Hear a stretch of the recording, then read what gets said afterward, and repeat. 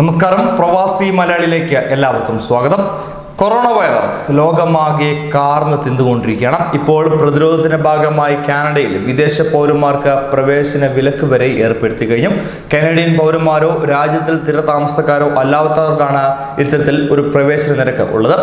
കാനഡയിലെ Toronto airport നല്ല തിരക്കുള്ള ഒരു സ്ഥലം തന്നെയാണ്. എന്നാൽ ഇപ്പോൾ ആ സ്ഥലത്തെ സ്ഥിതിഗതികൾ വളരെ പരിതാപകരമാണ്. എന്തായാലും നമ്മൾക്ക് അവിടുത്തെ ആ ദൃശ്യങ്ങളൊന്ന് കണ്ടിട്ട് വരാം.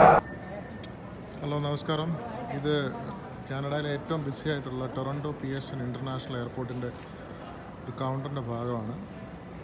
ഇതിപ്പോൾ നിങ്ങൾക്ക് നോക്കിയാൽ അറിയാം, എല്ലാ കൗണ്ടേഴ്സും ഫ്രീ ആണ്. ഒരു മനുഷ്യൻ പോലും ചെക്ക് ഇൻ ചെയ്യാനില്ല. ഇത് മാർച്ച് ബ്രേക്കാണ് കാനഡയിൽ. അപ്പോൾ ഏറ്റവും കൂടുതൽ ആൾക്കാർ ട്രാവൽ ചെയ്യേണ്ട ഒരു സമയമാണ്. പക്ഷേ എല്ലാ കൗണ്ടേഴ്സും ഒരിടത്ത് പോലും ആളില്ല. അവിടെ എവിടെയൊക്കെ ഒന്ന് രണ്ട് പേര് എങ്ങനെയൊക്കെ വന്ന് നിൽപ്പുണ്ടെന്നല്ലാതെ വേറെ ആരുമില്ല പോകാനായിട്ട്.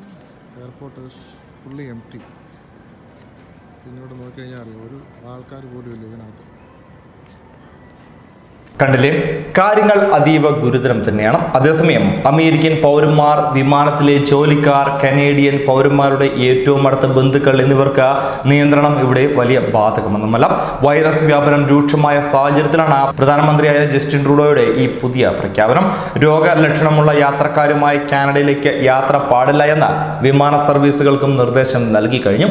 സർക്കാരിന്റെ പുതിയ വ്യവസ്ഥകളെക്കുറിച്ച് G7 രാജ്യങ്ങളെ അറിയിച്ചിട്ടുണ്ടെന്നും ട്രൂഡോ വ്യക്തമാക്കി കഴിഞ്ഞു. ബുധനാഴ്ച മുതലാണ് അന്താരാഷ്ട്ര വിമാനങ്ങൾക്ക് മോൺട്രിയൽ, ടൊറന്റോ, കാൽഗറി, വാൽകുവൽ എന്നീ 4 വിമാനത്താവളങ്ങളിൽ മാത്രമേ പ്രവേശനമുള്ളൂ എന്ന തീരുമാനം വന്നത്.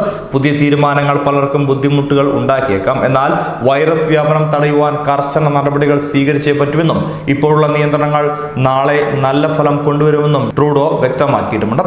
കാനഡയിലുള്ള പ്രവാസികളോ അല്ലെങ്കിൽ കാനഡയിൽ അറിയുന്ന ആൾക്കാരുള്ളവരോ ഉണ്ടെങ്കിൽ ഈ വാർത്ത ദയവ് ചെയ്ത് ഷെയർ ചെയ്യണം. കാരണം ആരും ഇത്തരം വിമാനത്താവളങ്ങളിൽ വന്ന് കുടുങ്ങിപ്പോകാതിരിക്കാനുള്ള ഒരു മുന്നറിയിപ്പ് കൂടിയായി ഈ വാർത്തയെ കാണണമെന്നും പറയുന്നു. ന്യൂസ് ഡെസ്ക്, പ്രവാസി മലയാളി.